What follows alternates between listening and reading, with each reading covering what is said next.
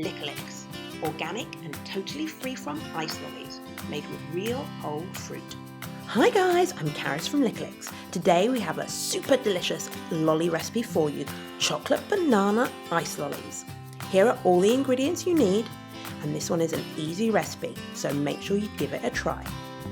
All you're going to do is mix in all your ingredients apart from the coconut flakes, and you're going to whiz it up. And that's it.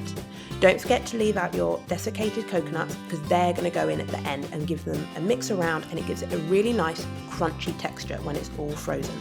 Pour it in, try not to spill it, leave a 1 centimetre gap at the top so they don't overfill when they freeze, and put in your sticks. Use foil or card to keep them in place. And freeze overnight. And voila, it's easy peasy. Perfect for your family, for dessert, or for a barbecue. Let us know how you get on. Yum! Did you like this video? Then follow us on Instagram, Facebook, Twitter, and subscribe to our YouTube channel so you don't miss another video.